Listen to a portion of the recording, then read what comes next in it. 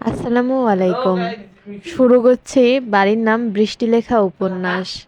লেখনীতে সাবিকুন নাহার নিপা, পাঠে আমি মার্জিয়া। পরের বার যখন আতিফের সঙ্গে পলিনের দেখা হলো তখন আতিফ পলিনকে জিজ্ঞেস করলো, এটা তুমি লিখেছ? পলিন না জানার ভান করে বলল, ওটা কি? আতিফ চিঠিটা পলিনের হাতে দিল। পলিন ভালো করে পড়ে বলল, না, আমি লিখিনি, এটা আমার হাতের লেখা না। আতিফ স্পষ্ট দেখল পলিনের ঠোঁটের কোণায় হাসি। আতিফ বলল, তুমি ছাড়া এমন বোকা বোকা কথা আর কে লিখবে? আমি লিখিনি, আমার হাতের লেখা তো আপনি চিনেন।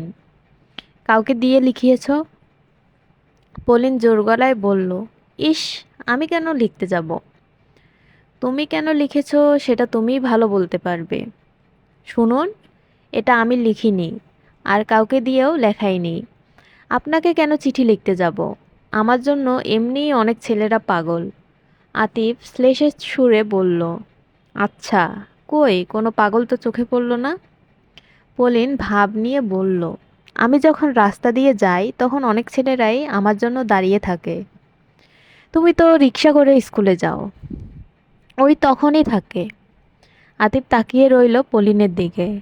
পলিন নিজেকে নির্দোষ প্রমাণ করার জন্য বলল, আমার ওসব চিঠি ফিটি লেখার কোনো ইচ্ছে নেই, শখও নেই। সত্যি আমার জন্য ছেলেরা লাইন দিয়ে আছে। একবার বুবুর বিয়েটা হয়ে যাক, দেখবেন ছো মেরে নিয়ে যাবে। কে নিয়ে যাবে? মানে তাড়াতাড়ি বিয়ে হয়ে যাবে। তোমার সব কথা গিয়ে বিয়েতেই আটকে যায় কেন? বিয়ে ছাড়া লাইফে আর কিছুর ইচ্ছে নেই? দেখুন, বিয়ে তো করতেই হবে, তাহলে স্বপ্ন দেখলে দোষ কি?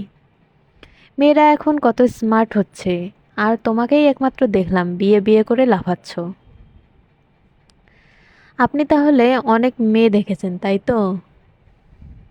আতিফ সরু চোখে তাকালো, বলল, তুমি অনেক চালাক। ধন্যবাদ।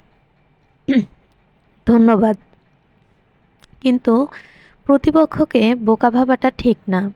এই স্টুপিড চিঠি যে তুমি লিখেছো সেটা আমি জানি।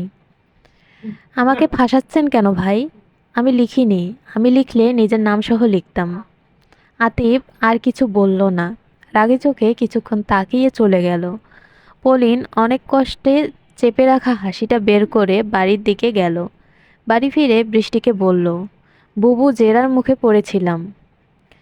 বলেছিলাম না ধরা পড়বি। আতিফ কিন্তু চালাক, আর আমি হলাম অতি চালাক। হ্যাঁ, সাবধান, আবার গলায় দড়ি যেন না পড়ে। পলিন হাসতে লাগলো। হাসি থামিয়ে বৃষ্টিকে বলল, বুবু আর একটা চিঠি লিখি, তুমি কপি করে দিও। বৃষ্টি এতক্ষণ বই পড়তে ব্যস্ত ছিল। বইয়ে চোখ রেখে পলিনের সঙ্গে কথা বলছিল। বইটা বন্ধ করে পলিনের দিকে তাকিয়ে বলল, তুই কি চাচ্ছিস? মানে তোর মতলব কি? কোনো মতলব নেই, শুধু ছাগলটাকে একটু খেপাতে চাই। ভাষা ঠিক কর, ও মোটেও ছাগল না, ভালো ছেলে। তুই নিজেই একটা বদমায়েশ। আচ্ছা যাও, মেনে নিলাম। এখন বলো, করে দিবে? আচ্ছা, তুই একটা সত্যি কথা বল তো, তুইও কি আতিফের প্রেমে পড়েছিস? না না, তোর হাবভাব সন্দেহজনক। ইস, ওর প্রেমে আমি পড়তে যাব কেন? আমার পিছনে কত ছেলে ঘোরে, রাস্তায় লাইন দিয়ে থাকে। বৃষ্টি চোখ পাকিয়ে বলল, এইসব বাসি পচা গল্প আমার সঙ্গে করতে আসিস না। আমি প্রায়ই তোর সঙ্গে যাই, কই কখনো তো কাউকে দেখলাম না। পলিন ভোঁতা মুখে বলল, আচ্ছা এবারই লাস্ট, আর করব না। মনে থাকে যেন। হ্যাঁ, থাকবে। পলিনের আজ খুব আনন্দ লাগছে। আতিফকে জব্দ করতে পেরে বেটা খুব পলিনের আজ খুব আনন্দ লাগছে আতিফকে জব্দ করতে পেরে। বেটা খুব জ্বালিয়েছে। পরীক্ষার আগে অঙ্ক করিয়ে প্রায় আধমরা বানিয়েছে। তার শোধ নিতে পেরে ভালোই লাগছে। এবারে চিঠিটায় আরেকটু মশলা ঢালতে হবে, যেন দেখে চক্ষু চড়কগাছ হয়ে যায়। বেটা শুধু দেখবে আর জ্বলবে, কিচ্ছু করতে পারবে না।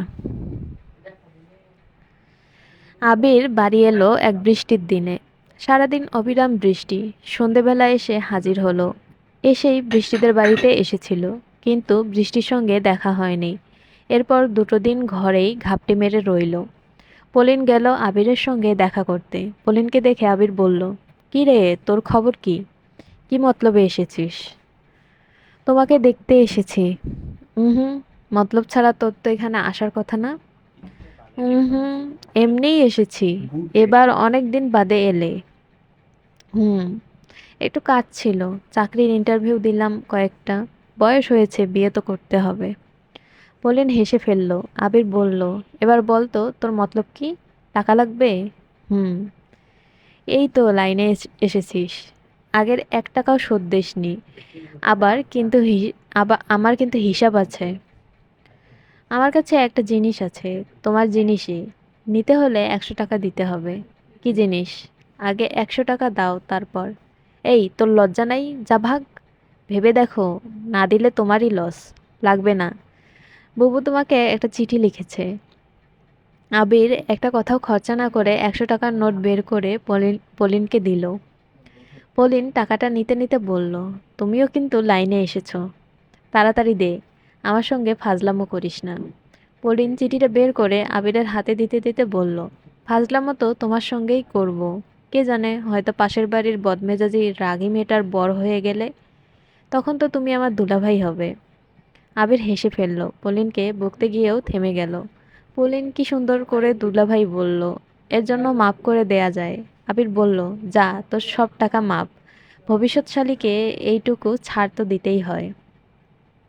পলিন হেসে ফেলল শব্দ করে। আবিরও হেসে ফেলল।